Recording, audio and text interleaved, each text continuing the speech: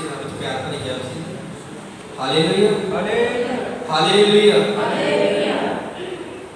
पर बच्चे ने एक बार फिर समा दिता जो असीं सारे फिर एक बारी ਉਹਦੀ ਮਜ਼ਦੂਰੀ ਵਿੱਚ ਇਕੱਠੇ ਹੋ ਸਕੀਏ, उसकी महिमा कर सकीए, उसकी बड़ाई कर सकीए।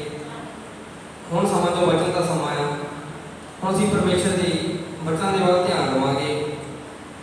ਸਭ ਤੋਂ ਵੱਡਾ ਚਮਤਕਾਰ ਜੋ ਸਾਡੇ ਜੀਵਨ ਦੇ ਵਿੱਚ ਜ਼ਿੰਦਗੀ ਵਿੱਚ ਕੀ ਹੁੰਦਾ ਆ, ਅਸੀਂ ਬਹੁਤ ਸਾਰੀਆਂ ਬਰਕਤਾਂ ਨੂੰ ਹਾਸਲ ਕਰਦੇ ਹਾਂ, ਬਹੁਤ ਸਾਰੇ ਮੁਕਾਮਾਂ 'ਤੇ ਪਹੁੰਚਦੇ ਹਾਂ, ਪਰ ਸਭ ਤੋਂ ਵੱਡੀ ਜਿਹੜੀ ਬਰਕਤ ਹੈਗੀ ਆ ਉਹ ਇਨਸਾਨ ਦੀ ਕੀ ਹੈਗੀ ਆ, ਅਸੀਂ ਨਵੇਂ ਨਿਯਮ ਦੇ ਵਿੱਚ ਰੋਮੀਆਂ 8:3 ਨਾਲ ਪੜ੍ਹਾਂਗੇ। रोमिया 8:3।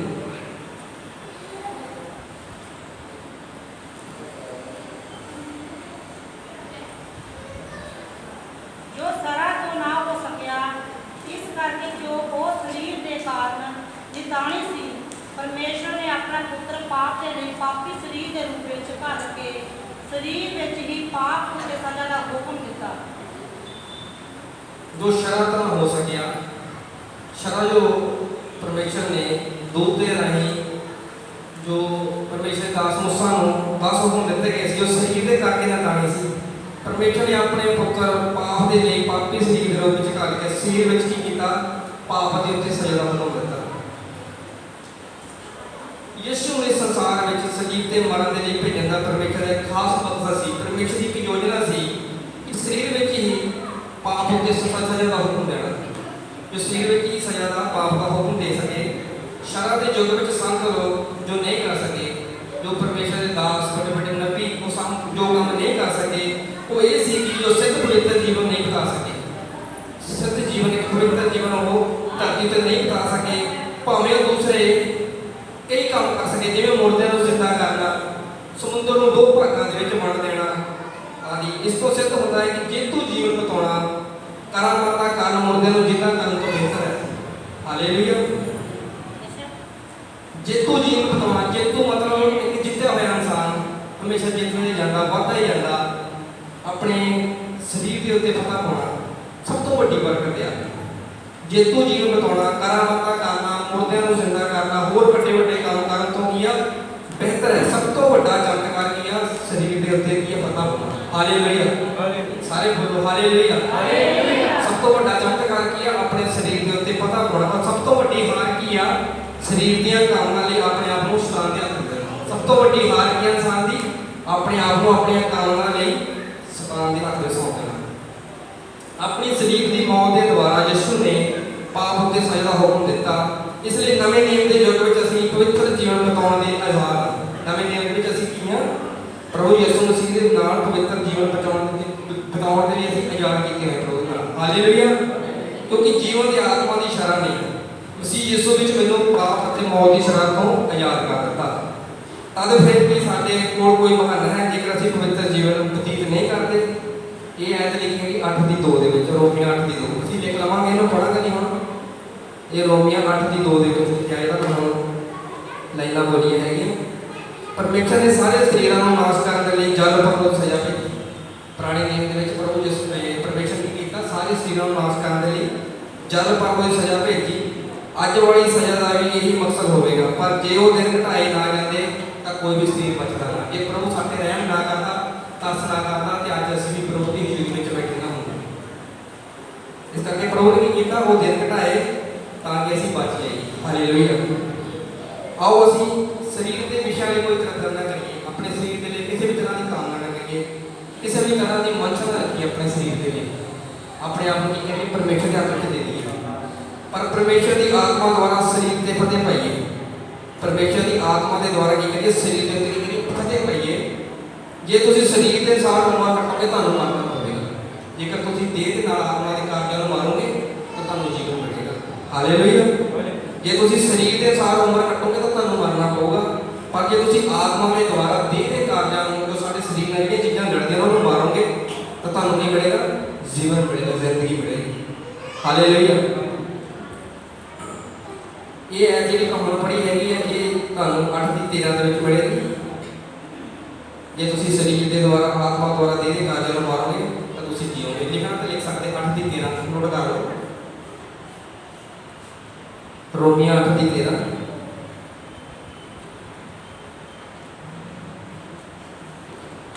ਕਿਸੇ ਵੇਲੇ ਅਸੀਂ ਬਹੁਤ ਸਾਰੀ ਦੇਰੀ ਕਰ ਜਾਂਦੇ ਹੈਗੇ ਹਾਂ ਪਰਮੇਸ਼ਰ ਨੂੰ ਮੰਨਣ ਦੇ ਵਿੱਚ, ਤੌਬਾ ਕਰਨ ਦੇ ਵਿੱਚ, ਬਪਤਿਸਮਾ ਲੈਣ ਦੇ ਵਿੱਚ ਹੀ ਅਸੀਂ ਬਹੁਤ ਦੇਰੀ ਕਰ ਦਿੰਦੇ। ਕੋਈ ਕੰਮ ਪਰਮੇਸ਼ਰ ਦੇ ਅਸੀਂ ਉਹਨਾਂ ਨੂੰ ਕਰਨ ਦੇ ਵਿੱਚ ਬਹੁਤ ਸਮਾਂ ਬਤੀਤ ਕਰ ਦਿੰਦੇ ਹੈਗੇ। ਅਸੀਂ ਦੇਖਦੇ ਰਹਿੰਦੇ ਹਾਂ ਜਾਂ ਦੋ ਚਿੱਤੇ ਜਾਂ ਦੋ ਦੇ ਕੋਈ ਨਹੀਂ, ਅਸੀਂ ਬਾਅਦ 'ਚ ਕਰ ਲਾਂਗੇ, ਕੱਲ੍ਹ ਕਰ ਲਾਂਗੇ ਆਹ ਕੰਮ, ਜਾਂ ਕੋਈ ਗੱਲ ਨਹੀਂ ਸਮਾਂ ਮਿਲੂਗਾ, ਕੋਲ ਹਲੇ ਸਾਡਾ ਠੀਕ ਸਮਾਂ ਨਹੀਂ ਚੱਲਦਾ, ਅਸੀਂ ਬਾਅਦ 'ਚ ਕਰਾਂਗੇ। ਉਸ ਦੇ ਬਾਰੇ ਮੈਂ ਦੱਸਣਾ ਚਾਹੁੰਦਾ, ਇੱਕ ਪਰਮੇਸ਼ਰ ਦਾ ਇੱਕ ਬੰਦਾ ਖੁਸ਼ਖਬਰੀ ਦੀ ਮੀਟਿੰਗ ਖਤਮ ਹੋਣ ਦੇ ਵੇਲੇ ਸਾਰੇ ਲੋਕਾਂ ਨੂੰ ਆਪਣਾ ਜੀਵਨ, ਆਪਣਾ ਜਿਹੜਾ ਜੀਵਨ ਮਸੀਹ ਨੂੰ ਸੌਂਪਣ ਬਾਰੇ ਦੱਸ ਰਿਹਾ ਸੀਗਾ।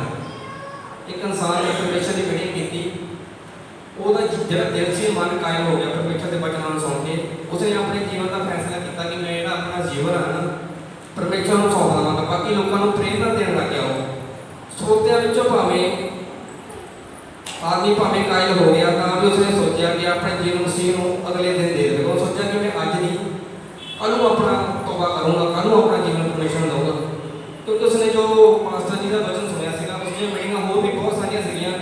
ਉਹ ਸੋਚਦਾ ਸੀਗਾ ਚਲੋ ਮੈਂ ਅੱਜ ਇੱਕ ਮੀਟਿੰਗ ਕੀਤੀ ਆ, ਹੋਰ ਵੀ ਬਹੁਤ ਸਾਰੀਆਂ ਮੀਟਿੰਗਾਂ ਆਉਣੀਆਂ, ਮੈਨੂੰ ਮੌਕਾ ਮਿਲਣਾ, ਮੈਂ ਫਿਰ ਵਚਨ ਸੁਣਾਂਗਾ, ਫਿਰ ਬੈਠਾਂਗਾ, ਮੈਂ ਬਾਅਦ ਵਿੱਚ ਕੀ ਕਰਾਂਗਾ, ਤੌਬਾ ਕਰ ਲਵਾਂਗਾ, ਫਿਰ ਮੈਂ ਆਪਣੇ ਪਾਪਾਂ ਦਾ ਇਕਰਾਰ ਕਰ ਲਵਾਂਗਾ। ਤਾਂ ਕੀ ਹੋਇਆ ਉਸਦੀ ਜ਼ਿੰਦਗੀ ਦੇ ਵਿੱਚ? ਉਸਦੀ ਜ਼ਿੰਦਗੀ ਵਿੱਚ ਕੀ ਹੋਇਆ? ਅਗਲੇ ਦਿਨ ਉਸਦੇ ਲਈ ਪਏ ਨਹੀਂ, ਉਹ ਆਖਰੀ ਦਿਨ ਸੀ ਉਸ ਜ਼ਿੰਦਗੀ ਦਾ। ਕੀ ਹੋਇਆ? ਉਸੇ ਰਾਤ ਜਦ ਘਰ ਵਾਪਸ ਜਾਣ ਦੇ ਵੇਲੇ ਉਹਦੇ ਸੱਪ ਲੜ ਕੇ ਤੋਂ ਮਰ ਗਏ। ਦੇਖੋ, ਇਹੋ ਜਿਹੀ ਦੇਰੀ ਸਾਨੂੰ ਨਹੀਂ ਕਰਨੀ ਚਾਹੀਦੀ ਹੈਗੀ। ਨਾ ਸਾਨੂੰ ਸੋਚਣਾ ਚਾਹੀਦਾ ਤੌਬਾ ਕਰਨ ਦੇ ਲਈ, ਬੈਪਟਾਈਜ਼ ਲੈਣ ਦੇ ਲਈ, ਔਰ ਪਰਮੇਸ਼ਰ ਦਾ ਕੰਮ ਕਰਨ ਲਈ। ਜੋ ਪਰਮੇਸ਼ਰ ਸਾਨੂੰ ਕੰਮ ਕਰਨ ਦੇ ਲਈ ਕਹੇ ਨਾ, ਤੁਰੰਤ ਬਹੁਤ ਤਿਆਰ ਆ। ਹਾਲੇਲੂਇਆ। ਔਰ ਕੱਲ੍ਹ ਰਾਤੀ ਮਾਸਟਰ ਜੀ ਆਏ ਤੇ ਮੈਂ ਪਿਛਲੇ ਸੰਡੇ ਆ ਨਹੀਂ ਸਕਿਆ, ਮਾਫੀ ਚਾਹੁੰਦਾ ਪਰਮੇਸ਼ਰ ਦੀ ਕਲੀਸਿਆ ਤੋਂ ਵੀ, ਦਾਸ ਤੋਂ ਵੀ। ਤੇ ਜਿਸ ਤਰ੍ਹਾਂ ਇਹਨਾਂ ਨੇ ਵਚਨ ਦੱਸਣ ਲਈ ਤਿਆਰ ਕੀਤਾ, ਮੈਂ ਹਮੇਸ਼ਾ ਤਿਆਰ ਰਹਿੰਦਾ। ਮੈਂ ਕਿਹਾ ਮੈਂ ਤਿਆਰ ਹਾਂ ਜੀ, ਮੈਂ ਕਦੀ ਵੀ ਇਸ ਤਰ੍ਹਾਂ ਨਹੀਂ ਮੇਰੇ ਮੂੰਹ 'ਚ ਸ਼ਬਦ ਨਿਕਲਿਆ ਮੈਂ ਤਿਆਰ ਹਾਂ। ਤੁਸੀਂ ਤਿਆਰ ਰਹਿਣਾ, ਹਰ ਵਕਤ ਤਿਆਰ ਰਹਿਣਾ ਹੈ। ਜਦੋਂ ਉਹਨਾਂ ਨੇ ਮੈਨੂੰ ਪਰਮੇਸ਼ਰ ਦੀ ਦਾਤ ਅਸੀਂ ਆਏ ਤਾਂ ਉਹਨਾਂ ਨੇ ਦੱਸਿਆ ਕਿ ਲਵਲੀ ਇਸ ਵਾਰ ਵਚਨ ਤੁਸੀਂ ਲੈਣਾ ਹੈਗਾ। ਤੇ ਅਸੀਂ ਰੈਗੂਲਰ ਵਚਨ ਪੜ੍ਹਦੇ ਹਾਂ, ਡੇਲੀ ਪ੍ਰਾਰਥਨਾ ਕਰਦੇ ਹਾਂ, 2 ਟਾਈਮ ਵਚਨ ਪੜ੍ਹਦੇ ਹਾਂ, ਕਿ ਹਰ ਟਾਈਮ ਅਸੀਂ ਤਿਆਰ ਰਹਿਣਾ। ਅਸੀਂ ਇੱਦਾਂ ਨਹੀਂ ਕਹਿਣਾ ਸਾਡੀ ਤਿਆਰੀ ਨਹੀਂ ਹੈਗੀ, ਕਿਉਂਕਿ ਸਾਡੀ ਤਿਆਰੀ ਹਮੇਸ਼ਾ ਹੀ ਰਹਿਣੀ ਚਾਹੀਦੀ ਹੈ। ਹਾਲੇਲੂਇਆ।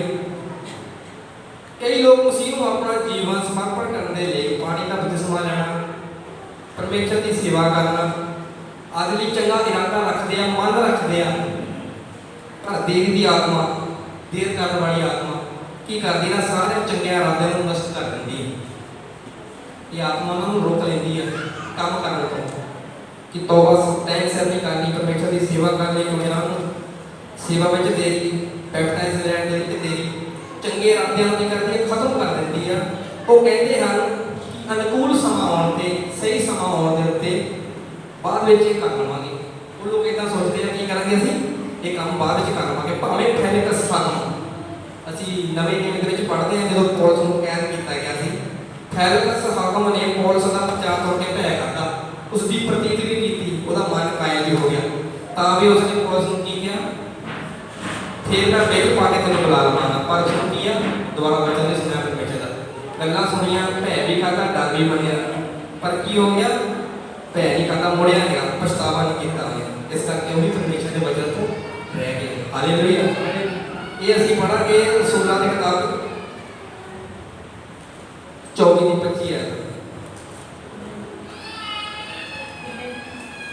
ਰਸੂਲਾਂ ਦੀ ਕਿਤਾਬ 24:25।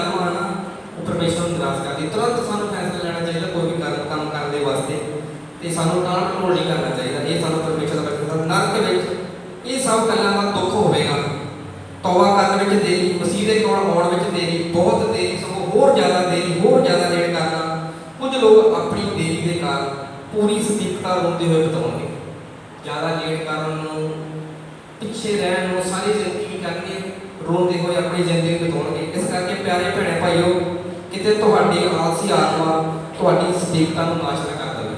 ਇਸ ਕਰਕੇ ਅਸੀਂ ਚੌਕਸ ਰਹਿਣਾ, ਸਾਵਧਾਨ ਰਹਿਣਾ ਹੈਗਾ ਕਿ ਜਿਹੜਾ ਸਾਡਾ ਆਲਸੀ ਆਤਮਾ ਆ, ਆਲਸ ਦੀ ਆਤਮਾ ਸਾਡੀ, ਇਹ ਸਾਨੂੰ ਕਮਜ਼ੋਰ ਕਰਕੇ ਕਿਤੇ ਸਾਡੀ ਜਿਹੜੀ ਸਦੀਕ ਜੀਵਨ ਸਾਡੇ ਤੋਂ ਖੋਹ ਨਾ ਲਵੇ, ਜਿਹਦਾ ਪਰਮੇਸ਼ਰ ਨੇ ਸਾਡੇ ਨਾਲ ਵਾਅਦਾ ਕੀਤਾ ਹੈ।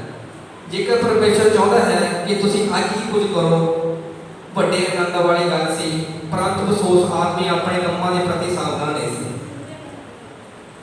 ਕਿ ਤੁਸੀਂ ਅੱਜ ਕੁਝ ਕਰੋ, ਵੱਡੇ ਆਨੰਦ ਵਾਲੀ ਗੱਲ ਸੀ।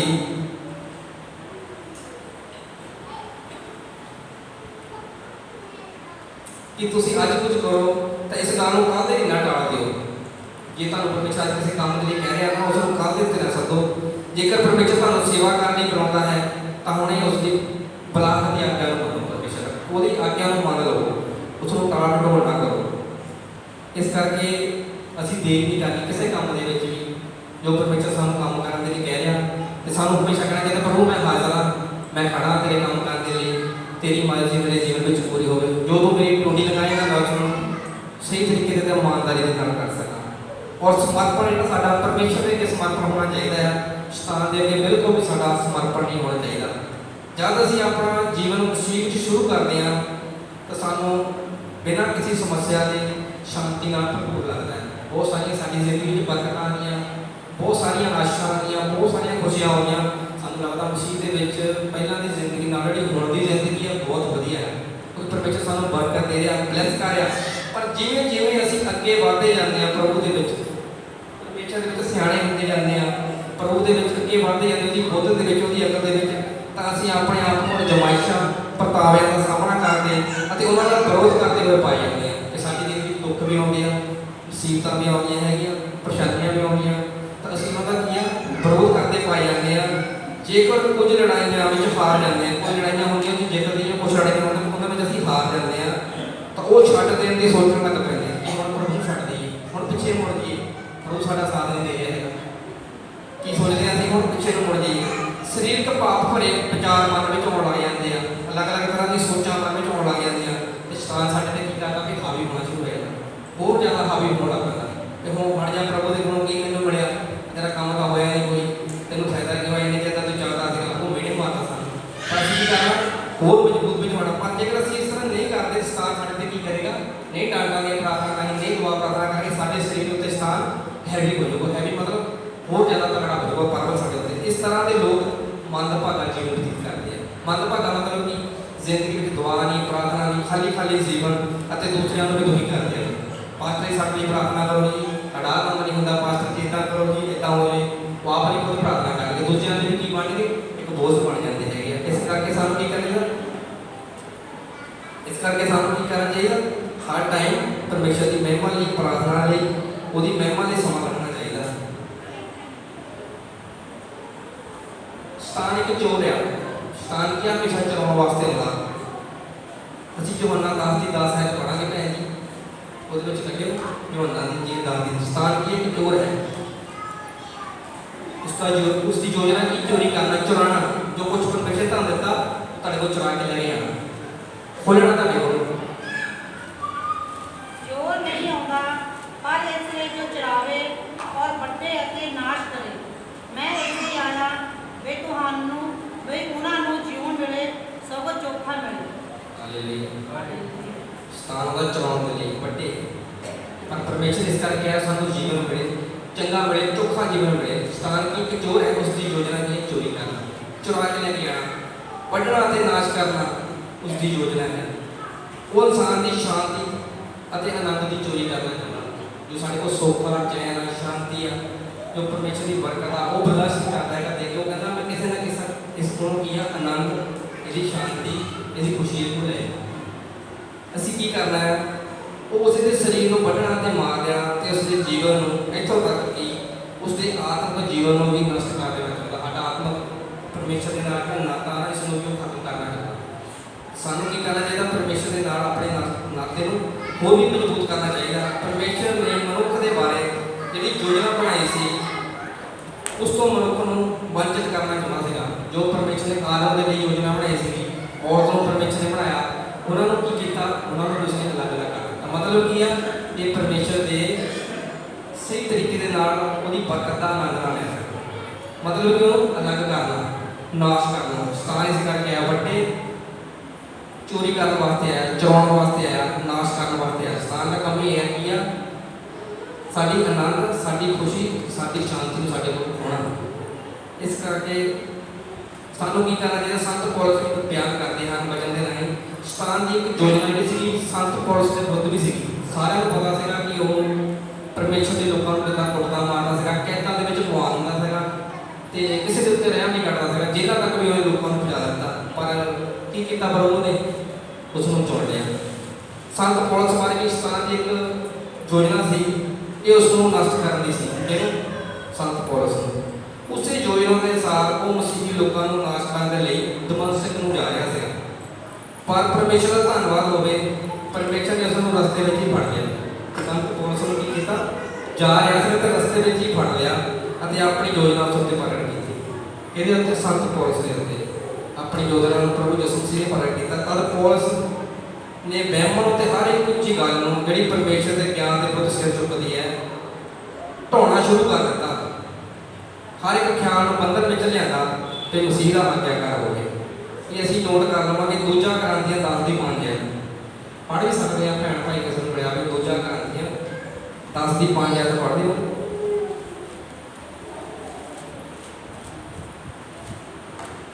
ਸੋ ਅਸੀਂ ਵਹਿਮਾਂ ਨੂੰ ਅਤੇ ਹਰ ਇੱਕ ਉੱਚੀ ਗੱਲ ਨੂੰ ਜਿਹੜੀ ਪਰਮੇਸ਼ਰ ਦੇ ਗਿਆਨ ਦੇ ਵਿਰੁੱਧ ਸਿਰ ਚੁੱਕਦੀ ਹੈ ਢਾਹ ਦਿੰਦੇ ਹਾਂ ਅਤੇ ਹਰ ਇੱਕ ਖਿਆਲ ਨੂੰ ਬੰਧਨ ਵਿੱਚ ਲਿਆਉਂਦੇ ਹਾਂ ਕਿ ਉਹ ਮਸੀਹ ਦਾ ਆਗਿਆਕਾਰ ਹੋਵੇ। ਹਾਲੇਲੂਇਆ। ਕੀ ਕੀਤਾ? ਤਦ ਪੌਲੁਸ ਨੇ ਵਹਿਮਾਂ ਤੇ ਹਰ ਇੱਕ ਉੱਚੀ ਗੱਲ ਜਿਹੜੀ ਪਰਮੇਸ਼ਰ ਦੇ ਗਿਆਨ ਦੇ ਵਿਰੁੱਧ ਸਿਰ ਚੁੱਕਦੀ ਹੈ, ਉਹ ਕੀ ਕੀਤਾ? ਉਹਨੇ ਢਾਉਣਾ ਸ਼ੁਰੂ ਕਰ ਦਿੱਤਾ। ਹਰ ਇੱਕ ਹਥਿਆਰ ਜਿਹੜੇ ਉਹਨੇ ਕੀਤੇ ਗਏ ਇਨਸਾਨ ਨੂੰ ਨਾਸ਼ ਕਰਨ ਲਈ, ਪਰਮੇਸ਼ਰ ਦੇ ਲੋਕਾਂ ਨੂੰ ਗਵਾਹ ਕਰਨ ਲੱਗ ਸੀਗੇ। ਜਿੰਨੇ ਵੀ ਉਹਨੇ ਹਥਿਆਰ ਬਣਾਏ ਸੀ, ਜਿੰਨੇ ਵੀ ਕੰਮ ਸ਼ੁਰੂ ਕੀਤੇ ਸੀ, ਉਹ ਕਰਦਾ ਸੀ। ਉਹਨੇ ਕੀਤਾ ਹੌਲੀ ਹੌਲੀ ਢਾਉਣਾ ਸ਼ੁਰੂ ਕਰ ਦਿੱਤਾ। ਹਰ ਇੱਕ ਖਿਆਲ ਨੂੰ ਬੰਧਨ ਵਿੱਚ ਲਿਆਂਦਾ ਵੀ ਮਸੀਹ ਦਾ ਕੀ ਹੋ ਜਾਵੇ? ਆਗਿਆਕਾਰੀ ਬਣ ਜਾਵੇ, ਪਰਮੇਸ਼ਰ ਦਾ ਬੱਚਾ ਬਣ ਜਾਵੇ।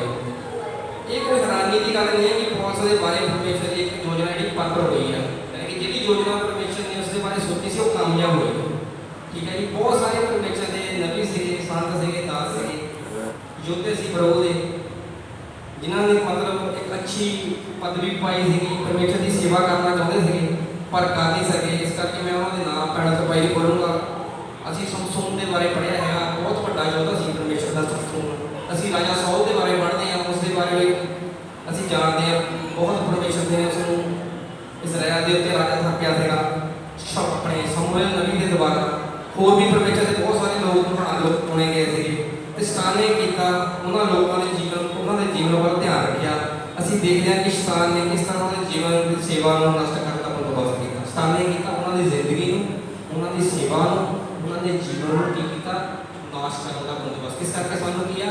ਆਪਣੇ ਆਪ ਦੀ ਬਹੁਤ ਚੌਕਸੀ ਰੱਖਣ ਦੀ ਜ਼ਰੂਰਤ ਹੈ ਕਿ ਇਸ ਲਈ ਆਓ ਅਸੀਂ ਸਾਵਧਾਨ ਰਹੀਏ, ਕਿਉਂਕਿ ਪਰਮੇਸ਼ਰ ਦੇ ਘਰ ਦੇ ਵਿੱਚ ਵੀ ਅਸੀਂ ਆਉਂਦੇ ਹਾਂ ਤੇ ਪੈਰ ਚੌਕਸੀ ਨਾਲ ਕਰੀਏ, ਕਿਉਂਕਿ ਅਸੀਂ ਪਰਮੇਸ਼ਰ ਦੀ ਹਜ਼ੂਰੀ ਵਿੱਚ ਜਾ ਰਹੇ ਹਾਂ। ਹਾਲੇਲੂਇਆ। ਇਸ ਕਰਕੇ ਪ੍ਰਭੂ ਦਾ ਬਚਨ ਕਹਿੰਦਾ ਆਪਣੇ ਆਪ ਦੀ ਰਾਖੀ ਕਰ, ਆਪਣੇ ਆਪ ਹੀ ਆਪਣੀ ਸਿੱਖਿਆ ਦੀ ਰਾਖੀ ਕਰ। ਇਹ ਕਰਕੇ ਤੂੰ ਆਪਣੇ ਆਪ ਨੂੰ ਤੇ ਆਪਣੇ ਸੁਣਨ ਵਾਲਿਆਂ ਨੂੰ ਬਚਾਵੇਂਗਾ। ਹਾਲੇਲੂਇਆ। ਆਪਣੇ ਆਪ ਦੀ, ਆਪਣੀ ਸਿੱਖਿਆ ਦੀ ਰਾਖੀ ਕਰ। ਪਹਿਲਾਂ ਆਪਣੇ ਆਪ ਦੀ ਕਰਨੀ ਹੈ, ਫਿਰ ਆਪਣੀ ਸਿੱਖਿਆ ਦੀ ਰਾਖੀ ਕਰਨੀ ਹੈ। ਇਹ ਕਰਕੇ ਤੂੰ ਆਪਣੇ ਆਪ ਨੂੰ ਤੇ ਆਪਣੇ ਸੁਣਨ ਵਾਲਿਆਂ ਨੂੰ ਕੀ ਕਰੇਗਾ? ਬਚਾਵੇਂਗਾ। ਹਾਲੇਲੂਇਆ। ਹਾਲੇਲੂਇਆ। ਭੈਣਾਂ ਤੋਂ ਭਾਈਓ, ਅਸੀਂ ਆਪਣੀ ਚੌਕਸੀ ਰੱਖੀਏ ਔਰ ਆਪਣੇ ਜੀਵਨ ਨੂੰ ਧਿਆਨ ਦੇ ਨਾਲ ਦੇਖੀਏ ਕਿ ਸ਼ੈਤਾਨ ਸਾਡੇ ਨਾਲ ਕਿਤੇ ਹੱਥ ਨਾ ਕਰ ਜਾਵੇ। ਅਸੀਂ ਆਪਣੇ ਆਪ ਨੂੰ ਸਮਝਦੇ ਕਿ ਅਸੀਂ ਖੜੇ ਹਾਂ, ਪਰ ਅਸੀਂ ਕੀ ਕਰੀਏ? ਫਿਰ ਵੀ ਆਪਣੇ ਆਪ ਨੂੰ ਪਰਖਦੇ ਰਹੀਏ, ਕਿਉਂਕਿ ਪਰਮੇਸ਼ਰ ਦੇ ਸੰਤ ਯੋਧੇ ਨਬੀ ਯੋਧੇ ਦੇਖਦੇ ਹਾਂ ਅਸੀਂ ਕਿਸ ਤਰ੍ਹਾਂ ਉਹ ਡਿੱਗੇ ਆ। ਅਸੀਂ ਹਮੇਸ਼ਾ ਉਦਾਹਰਨ ਦੇ ਤੌਰ 'ਤੇ, ਐਗਜ਼ਾਮਪਲ ਦੇ ਤੌਰ 'ਤੇ ਉਹਨਾਂ ਨੂੰ ਯਾਦ ਕਰਦੇ ਰਹੀਏ, ਦੇਖਦੇ ਰਹੀਏ ਕਿ ਸਾਡੇ ਵਿੱਚ ਕਿੰਨੀਆਂ ਕਮੀਆਂ ਹੈਗੀਆਂ, ਕਿਤੇ ਸਾਡੇ ਵਿੱਚ ਦੇਰ ਦੀ ਆਤਮਾ ਤਾਂ ਨਹੀਂ ਹੈਗੀ, ਕਿਤੇ ਅਸੀਂ ਕੁਛ ਲੇਟ ਤਾਂ ਨਹੀਂ ਕਰ ਰਹੇ ਹੈਗੇ, ਕਿਤੇ ਅਸੀਂ ਕੋਈ ਗਲਤ ਤਾਂ ਨਹੀਂ ਕਰ ਰਹੇ। ਇਸ ਕਰਕੇ ਹਮੇਸ਼ਾ ਪਰਮੇਸ਼ਰ ਨਾਲ ਜੁੜੇ ਰਹੀਏ, ਉਹਦੀ ਮਹਿਮਾ ਕਰਦੇ ਰਹੀਏ, ਉਹਦੀ ਵਡਿਆਈ ਕਰਦੇ ਰਹੀਏ, ਤਾਂ ਜੋ ਉਹਦੇ ਨਾਮ ਦੇ ਵਿੱਚ ਕੀਆਂ ਵੱਧਦੇ ਜਾਈਏ। ਕਿਉਂਕਿ ਪਰਮੇਸ਼ਰ ਸਾਨੂੰ ਹਰ ਦੁੱਖ ਤੋਂ, ਹਰ ਮੁਸੀਬਤ ਤੋਂ ਬਚਾਉਂਦਾ ਜਦੋਂ ਅਸੀਂ ਉਹਦੇ ਦੁਆਵਾਂ ਨੇ ਪ੍ਰਾਰਥਨਾ ਕਰਦੇ ਹਾਂ। ਇਹ ਜੋ ਪਰਮੇਸ਼ਰ ਦਾ ਬਚਨ ਸੀ, ਅੱਜ ਪੜ੍ਹੇ ਜਾਣ, ਸੁਣੇ ਜਾਣ ਤੇ ਸਾਰੇ ਭੈਣ ਭਾਈਆਂ ਨੂੰ ਬਹੁਤ ਸਾਰੀ ਬਖਸ਼ਿਸ਼ ਤੇ ਵਰਤਾਵੇ। ਸਾਰੇ ਭੈਣ ਭਾਈਆਂ